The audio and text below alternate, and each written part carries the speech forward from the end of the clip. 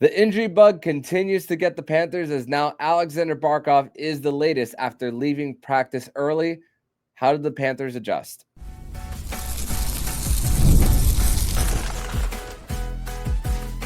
You're Locked On Panthers, your daily podcast on the Florida Panthers. Part of the Locked On Podcast Network, your team every day. And welcome into this Friday, September 26th edition of the Locked On Florida Panthers podcast, part of the Locked On Podcast Network, where it's your team every day. Thank you for making the Locked On Florida Panthers podcast your first listen of the day. I'm Armando Velez from the Hockey News. You can follow me on X at MondoMan12. That is Nich Fairbanks here joining me on another edition of Fairbanks Friday. You can follow him on X at Prudentia0. Shout out to everydayers who come back here and get your daily Florida Panthers fix. Today's episode is brought to you by FanDuel. Download the FanDuel app right now by visiting FanDuel.com and to win $300 in bonus bets if your first $5 bet wins. You can do that all on FanDuel. So, Panther fans, grateful to be back here once again on another edition of the show to discuss everything in the world of the Florida Panthers. Whether it's great news or bad news, we are still here to discuss everything going on with our favorite hockey team. And right now, the news is not so great. We've spoken about Matthew Tkachuk's injury being long-term. Tomas Nosek is going to be out long-term. But in the first practice that the vets were back, unfortunately, Aleksander Barkov did sustain an injury and left the ice, helped off by two trainers, and was sent to the locker room after that. Maurice did say that they will have an update tomorrow and that he will be tested out today, talking about Thursday, as this will be a Friday release, so we will know then. But Nick, just a gut punch when it comes to what the Panthers have been dealing with since we heard of the details of Matthew Tkachuk's injury after Game 6 of the Stanley Cup Final when they won their back-to-back. But man, does this make the start of the season, a lot more difficult for the Cats? It does. He's their heart and soul. He's their best player. He's their captain. Probably going to be holding every single offensive record when he's done being a Panther. But I can't help but think what happens now when the center depth is being challenged. I mean, you said it, Nosek's out, Barkov's now out. So who's left to fill in? You know, you got to start putting those pieces together. Paul Maurice and the coaching staff have a job in front of them now, depending on how long Barkov may be out. But there is a silver lining to all this. I remember 2 seasons ago when the Panthers were going to start the season without Brandon Montour and Aaron Ekblad, which a lot of people were like, we just need to tread water. Well, they did. And they did. And they've done it for the last couple seasons, even with Tkachuk being hurt last season as well. So I have faith that this group is still the group to stay together and pick each other up. But, it's going to be a lot tougher. They're going to have to play more defense than they have in the past. And some guys are going to have to step up and play out of their comfort zone. But, again, this is the 2-time Stanley Cup champion Panthers, and they can find a way. Credit to Josh Mahura and Uvis Belinskis during that time when both Ekblad and Montour did not start the season back in 23-24. So that was Uvis Belinskis when he was first being put on the map. But yeah, you said it best. It's going to be tested with the center depth, and you think about for the Panthers here, it's just another one of those levels of adversity that they have to go through. And it's funny because it's not always one thing. It's not always the same thing that's going on for the Panthers as far as who is getting injured and how and the part of the season when it happens. But we're going to play the video here for the YouTube channel here so that you guys can get a little bit of a look. This is actually a video from WPLG Local 10 in South Florida that provided the video for their socials here. So if you're looking at this video, the camera actually doesn't show at the very beginning the part below the knee of where he falls. It actually pans after he falls. So, but one thing is obvious, that he loses an edge when he's gaining the zone for the Panthers there, and putting zero weight on that right leg, as you can see in the video here. it's really tough to. I'm not going to speculate right now of what it is, but you could tell that it happened because of the fact that he lost the edge. And the worst part of this is non-contact. That's the tough part about this. And usually non-contact injuries are usually the worst of them. They are. I mean, we've seen enough in football over the last couple of seasons where guys are just looking to sprint and then they close up on their calf muscle and you just see a pop. Unfortunately, those are Achilles injuries that we see. But, I don't think right now we can speculate exactly what happened to Barkov. I mean, this video unfortunately doesn't show us more than him, missing an edge. But, in the past where we thought the worst for Barkov, it's actually turned out to be okay. My diagnosis, if I were a doctor, I'm still going to say that there was probably a groin or at least a hip issue to this. I want to say it's not the knee, but again, I'm not Dr. Nick, but I have a good feeling about this. I want to brighten everybody's day. I don't think it's going to be as bad as people are fearing it to be, but even if it might be, we don't know. The team probably knows, and they are going to either let us know tomorrow or they're going to wait the weekend and probably say something, towards the start of Monday's game. But you know what? We're in a wait and see kind of thing, and let's not worry too much right now. And let's not forget of how worried we were when Sam Reinhart got hurt during the conference final against the Carolina Hurricanes and that knee-on-knee collision that Andrei Svechnikov had, and then he missed 2 games and was still able to come back. Yeah, like we mentioned, non-contact usually is worse when it comes to a lower body injury. In this case, you just have to wait and see. And I hate that we're recording this on a Thursday night and that our next show won't be until Monday when we do find out the actual possible timeline for this. But that's all I'm going to be thinking about tomorrow. That's all you're going to be thinking about. That's all the listeners here are going to be thinking about. What's going to be the timeline. But I'm going to say this. I wouldn't be surprised if he's missing opening night for the Panthers. But usually, for the most part, we were actually talking in our pre-production meeting, Nick, about a stat that you had about the team and Aleksander Barkov. And I wanted you to surprise me for when we actually recorded this and we were actually on the air.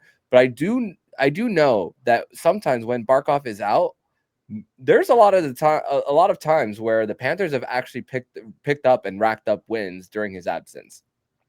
So they've done that more recently.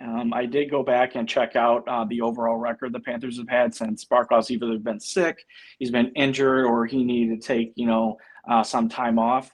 The Panthers, since he's been in the league, are 61, 64, and 16.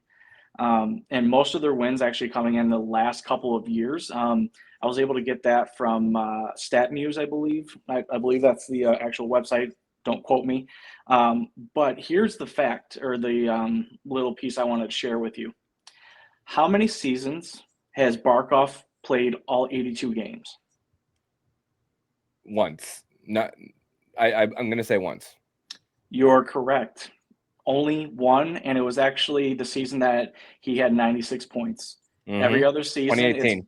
Yep, and every other season he's played maybe 67, 62, or even maybe 70, but he's never played a full complete NHL season outside of one. So to say that he's injured before the season starts, I just want to say they're probably getting it out of the way now.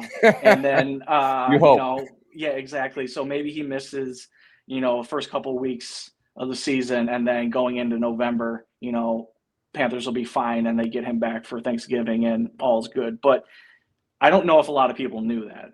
I know he's been injured, but one season, come on. Thank goodness doing over 1,100 episodes of Locked On Panthers and doing a deep dive of whether Barkov was ever going to score 40 goals. I did do a deep dive into how many times he's done to 82, which is, I'm just like, wait, I've done an episode on this before once. So that's how I was able to remember. Keep in mind, though, Barkov injured that same leg last year in Ottawa when he was sliding into the boards to defend that empty net goal. Is it a lingering injury from something that happened last year? I can't necessarily say. More likely, if you injure that part of the body, it's easier to get hurt again there. But but the fact that it's that same leg, maybe it's connected, maybe it's not. I don't know. We'll once again, we just have to wait on word from the coaching staff and what they say, and to think see how long that he actually misses when it comes to that. But we're going to transition over to segment number 2, where we're going to discuss opportunity that is going to come for the rest of the Panthers roster. Although you can't replace Barkov, he's not a replaceable player in this lineup. Bill Zito made the decisions that he made during the offseason to bring guys and get them over the cap. And it's opportunity for some new guys and possibly guys who are currently on PTOs to get their spot in the lineup. We'll discuss that more next here on the Locked On Florida Panthers podcast. Today's episode is brought to you by FanDuel. The NFL season is here, and FanDuel is making sure that you're ready for kickoff with a can't-miss offer. Right now, new customers can bet just $5, and if your bet wins, you'll get $300 in bonus bets to use across the app. I love using FanDuel because it fits however I like to bet. Player props, same-game parlays, or even jumping in live as the action unfolds. It makes every game more exciting, whether you're watching your team or just keeping an eye on your fantasy lineup. It's quick, easy, and the best way to add a little more energy to your Sundays. So are you ready to play? Download the FanDuel app now by visiting FanDuel.com to get started. That's FanDuel.com to place your first $5 bet. Segment number 2 here on this Friday, September 26th edition of the Locked On Florida Panthers podcast. Thank you once again for making the Locked On Florida Panthers podcast your first listen of the day. Armando Velez here with Nich Fairbanks here on another edition of Fairbanks Friday, as we are going to continue the discussion in relation to the injury that Aleksander Barkov sustained during Thursday's practice from the Baptist Health Iceplex in Fort Lauderdale. So, Nick, sometimes these injuries for the star players do bring opportunities. And like I said before we teased segment number 2, you can't replace a guy like Barkov. You can't replace a guy like Matthew Tkachuk, 2 of the heartbeats of this team. But I decided to type every name that I would put into the lineup if there was an opening night roster right now for the Panthers. And like you mentioned, with that record of Barkov, of the team without Barkov, 61, 64, and 16, just under 500, which is actually quite impressive for losing their best player and what they've been able to do. They've gone to old reliable a lot of times when Barkov's been out. What is old reliable? They go back to a very valuable line from the 2023 Stanley Cup final run. Luosterainen, Lundell, Reinhart. That is a line that they've consistently gone to, which it leaves a person like Carter Verhaeghe in a little bit of I don't want to say no man's land, but it kind of puts him in a little bit of a strange position, because he's usually sometimes gone down to line number 2, sometimes line number 3. And the thing is, and the fact is that Brad Marchand, being the pro that he is, he can establish his game even without Lundell and Luosterainen there. So I think that all reliable would still be that valuable third line from the 2023 playoff run. So old reliable, I thought you were talking about their style of play, because it's going to be sleep-inducing. That too. They are going to smother teams in the neutral zone, and they are not going to allow a lot of chances. Now, forwards are going to be down more in the zone. Yes, they are. If a forward didn't know how to help getting up to this level, they are now.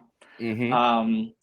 One thing you did say before we came into this segment, and how Bill Zito has kept Evan Rodriguez, you took one of my talking points.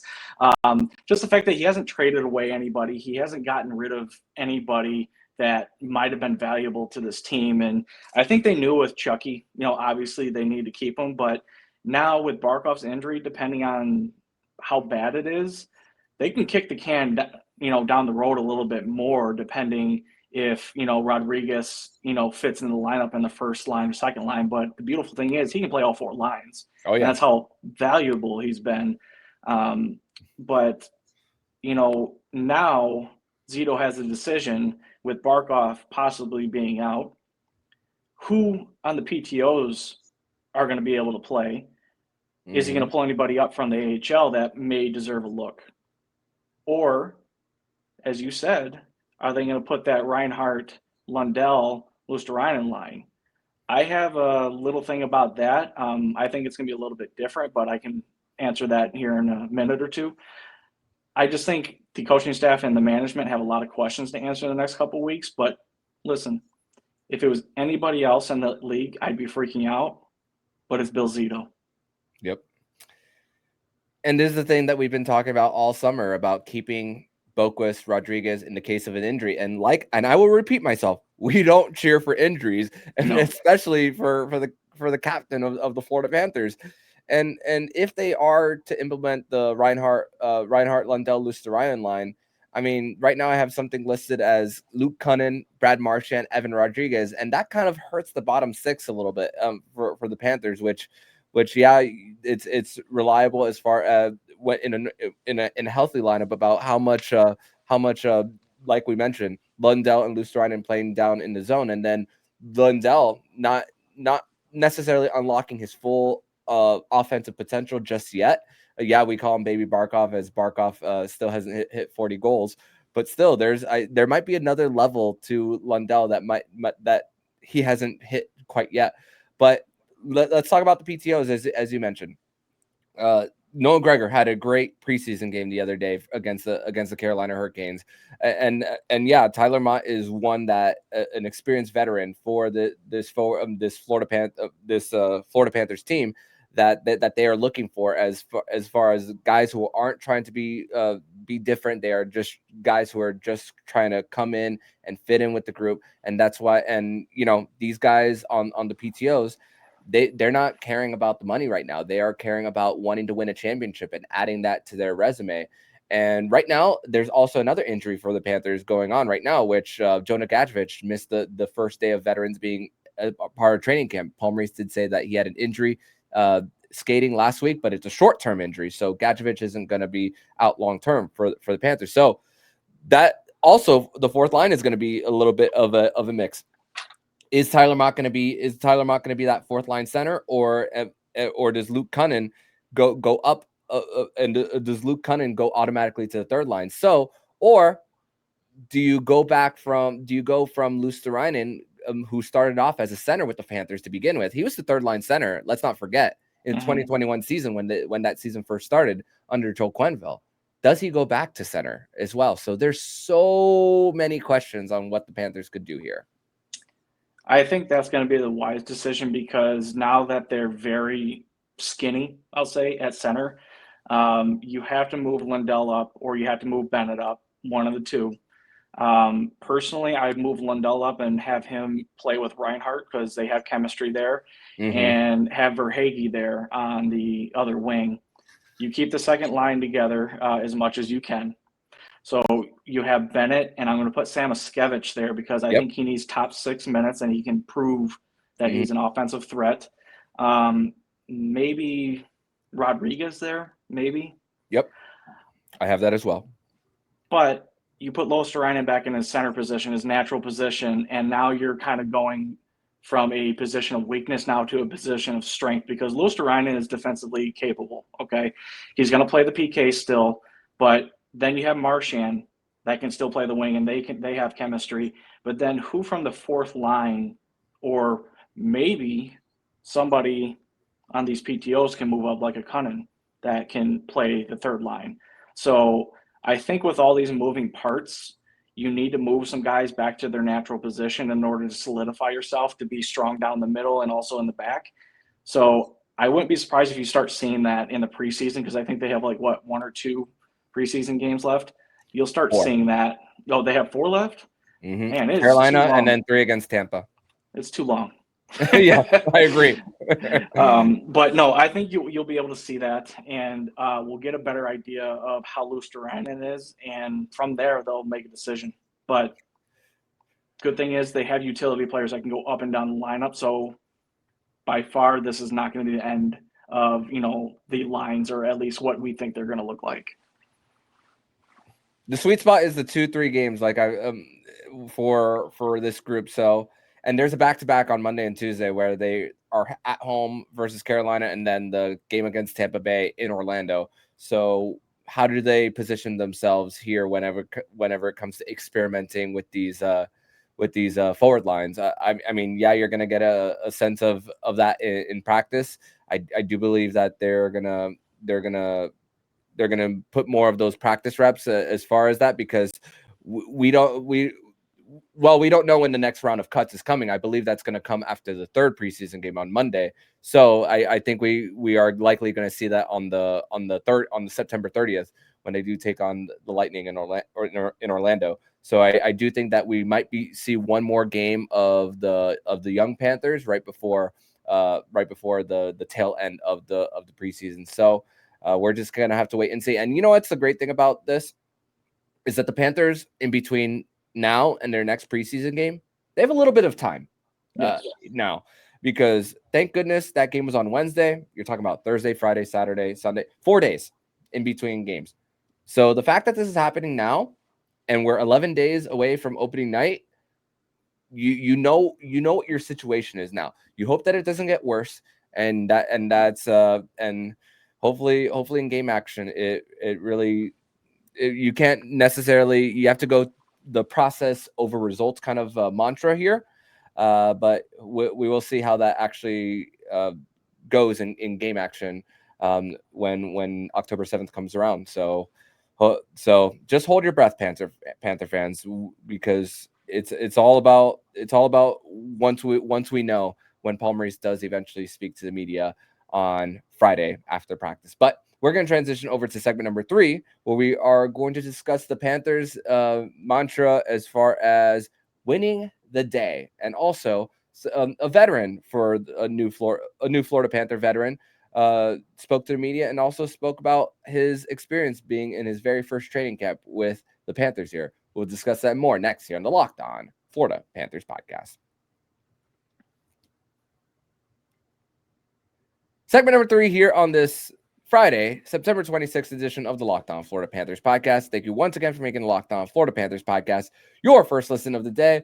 Armando Velez here with Nich Fairbanks on another edition of Fairbanks Friday, continuing the conversation about the Panthers and the start to the regular season, and once again, the journey, which it's going to be even more difficult. We didn't even mention the fact that the Panthers are going to have to make tough decisions later on, where it's going to be tough now, but it's going to be even tougher as far as possibly saying goodbye to certain guys on the roster. But this is the roster that they have right now.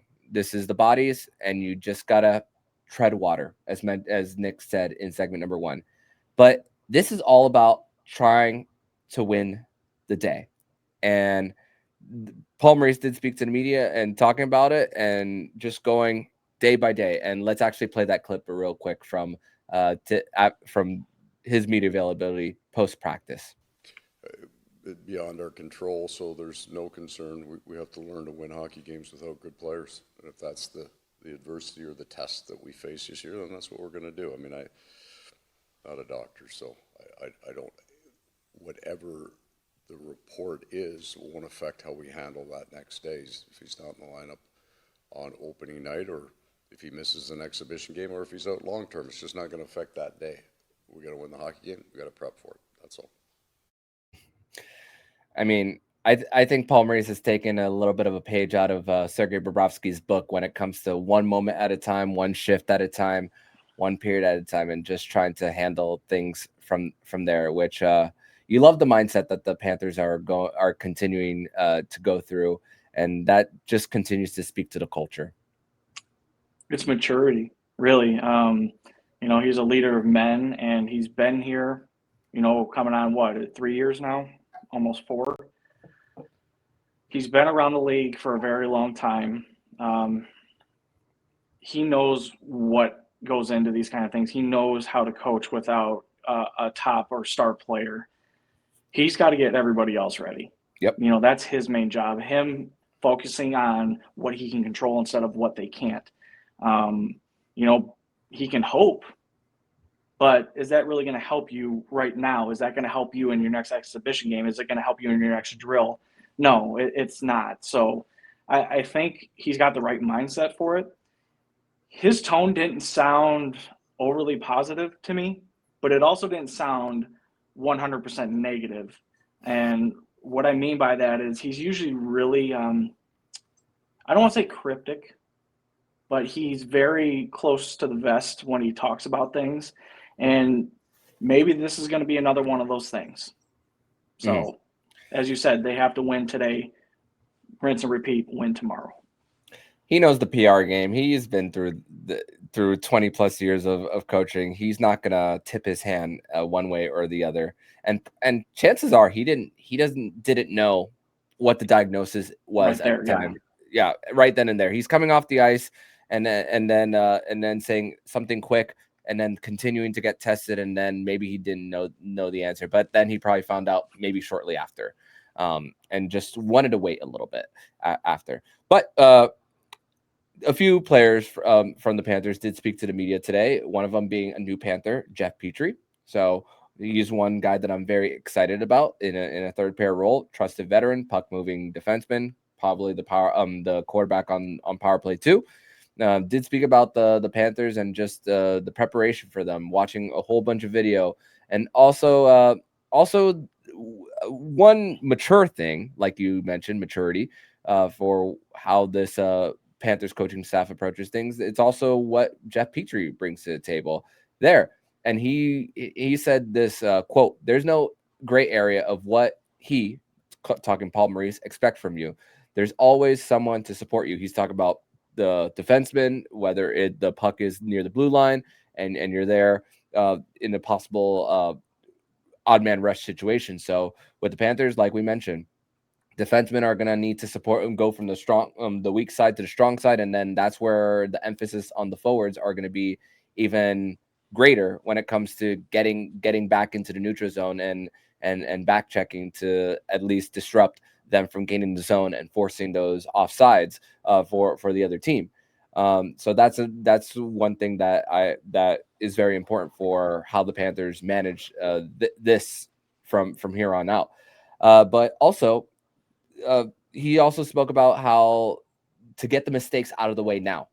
To when you're talking about individual drills and missing your assignments, and even Paul Maurice said that there's no use as far as yelling at the group when it comes to making one mistake, about getting it, like I said, out of the way now. Yeah, I mean, this is what training camp's for. It's to get yourself back in shape, getting your mind ready for another season and hopefully another long run. And yeah, we know what us Panther fans really want right now. So we mentally have to get prepared for that. But I think mainly the mental mistakes is what he's going to have to really get over. I'm not saying that Petry makes a ton of those or makes those at all, but I think right now is where, when he's learning the system, he allows himself that cushion to say, hey, I'm learning, I'm going to make the mistakes now. So when it does matter, I already know what to do. And I also know what the right play is going forward. You have to say that about probably Seth Jones too. Yep. This is his first training camp, even though he did join the team and he came in fit in very well. Now he's going to have a full season of this. Let's see how he is and see how he reacts to, maybe a longer season role. Not playing 26 minutes a night, like he was in Chicago, but more of a reduced minute role, but still important on the back end there, especially with Barkov possibly being out. Yeah, and let's not forget adding more of those minutes when Aaron Ekblad was suspended last season. So he's not tiring himself out from the responsibilities that he was getting, and getting less of that in the role currently, assuming that the D-core is going to be healthy. But also Mackie Samoskevich spoke to the media on Thursday, where he spoke about his experience from starting the playoffs and even eventually being in the press box watching. And this man has such a great head on his shoulders, and did speak about how big getting those couple of games were, but also the fact that he spoke about even not being on the ice and being in the locker room, about how valuable that experience still was, and how it's going to be very beneficial for him. And when you talk about Panthers content creators and even Panthers pages, whether it's on Instagram or Twitter, everybody's breakout player is Mackie Samoskevich. It's not everyone's saying the same thing, and even we on this podcast here, so, because he's the young one, he's the first round pick that's still around for the Panthers that hasn't broke through, so it's an obvious choice for him. But Bill Zito even spoke about in at the very beginning in media day, talking about how nobody complained about ice time, nobody complained about other things, about how whether there was weather as far as the flights being delayed for the team, just about how everybody was just so bought in. And I believe that Mackie Samoskevich getting that experience and even seeing how plays develop more from a bird's eye view, possibly this could help him. Definitely can. I mean, think about his trajectory here. I mean, he stayed in school. He played with the University of Michigan, where he won a national championship. He's surrounded by a bunch of great players, but now he's in a great position where he can learn the game and improve his game. I was probably one of his better critics early in the last season, because I didn't feel like he fit. He was too small, getting bumped off of pucks, wasn't winning battles. But as the season progressed, you can see that changing.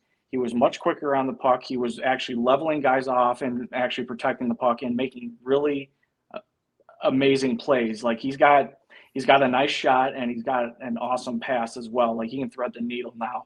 Mm-hmm. So I want to see what he's going to be able to do, but he's got to be in the top 6 to have an impact and for himself to grow. So It's going to be very important to him to stick with either Bennett, or if they want, pick him up with Lundell, have 2 young guys kind of try to help carry the team, and let Bennett take care of more of the duties, the first line duties that Barkov had, and let him earn his new paycheck. Yeah, and I don't remember seeing a whole bunch of Mackie Samoskevich with Anton Lundell, so that would be kind of a little bit of a new experiment going on this season if they were to try that. But hey, this is what the 4 days from now until Monday, if they do decide to go that route. I'm just going to be when the Panthers hit the ice tomorrow, I'm just going to be looking up the tweets from the Jamesons of the world, the David Dworks, to see what possible line rushes there would be. We haven't seen actually full tweets of line rushes, as the vets are just getting back.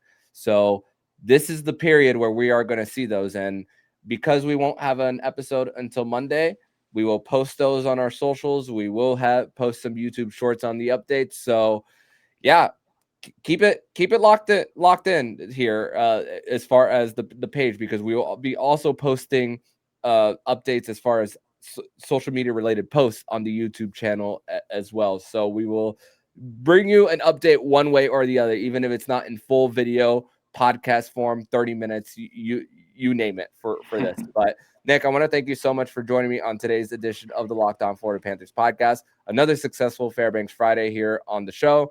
Tell everybody where they can find you online, my friend. Armando, again, thank you for having me on. Everybody, you guys can find me on X at Prudentia0. And one last thing I will say, and I've said it many times in times like this, RELAX, relax. And that is from me. It's not from a guy that used to play for Green Bay. That's mine now. That's Banksy's. All right. So, but thank you again, Armando, and I'll see you next week. See you next week, my friend. And if you like what you're hearing, please subscribe to the podcast to be notified every single time the Locked On Florida Panthers podcast jumps into your podcast feed. Don't forget to also subscribe to the other shows in the Locked On NHL network, including Locked On NHL, Locked On Fantasy Hockey, Flip Livingstone and Steel Roden, and Locked On NHL Prospects. Thank you once again for making the Locked On Florida Panthers podcast your first listen of the day. So I'm Armando Velez with Nich Fairbanks. And you've been listening to Locked On Florida Panthers podcast, part of the Locked On Podcast Network. We're your team every day.